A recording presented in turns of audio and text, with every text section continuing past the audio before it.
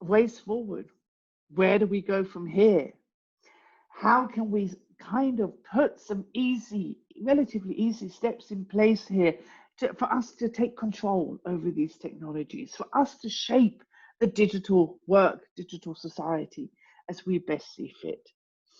Now, again, yes, we must ban markets in human futures, absolutely. Until we get there, there's certain more low-hanging fruits that we could do.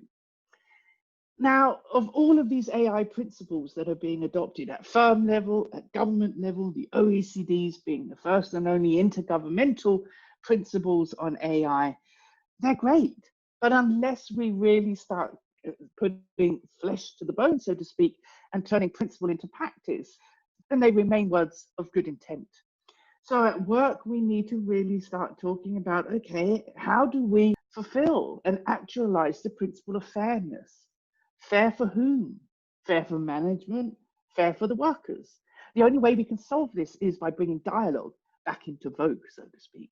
We need to co-govern these algorithmic systems at work. We need to accept that dialogue is actually the way forward.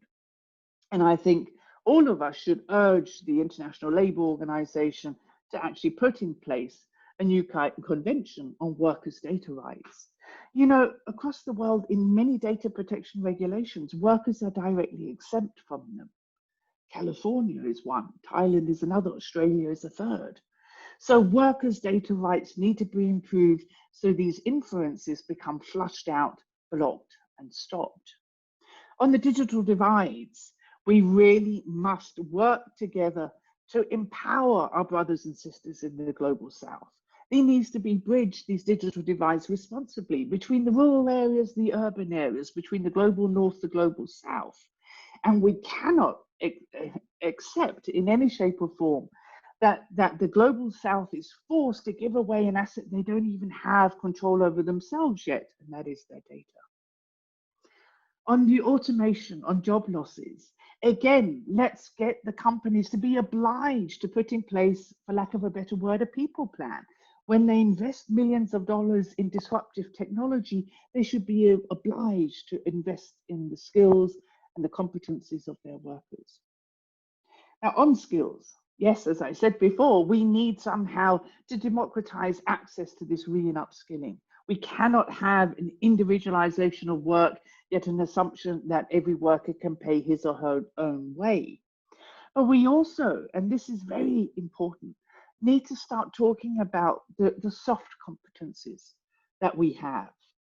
You know, there's lots of systems, AI systems out there right now that are identifying skills gaps, but they never take into consideration whether you are the glue that sticks the organization together, whether you are the one of the workforce who has all the creative ideas. Yet we seldom write on LinkedIn that I am the one who has all my antenna out for the well-being of my peers. But it's probably precisely those competencies which are least automatable and therefore will grow in significance in our labour markets. On union busting, as I said, this has to be made illegal. There's absolutely, we have a freedom of association, we have the right of assembly, and these should be respected. And any form of union busting and their big dollars should be made illegal. So I could go on about my call for strong and inclusive labour markets. We have to realize that if we accept the precariousness of work for others, it very soon will boomerang around to us. And I think we all should be aware of this. Oh yes, all our workers can work from home now. COVID has proved that that's possible. We must ask, will this lead to the end of the permanent contract? What is preventing companies from outsourcing to the global labour market and chopping up their jobs into tasks and putting that out there? How would this lead, what effects would this lead to in relation to our wages and working conditions?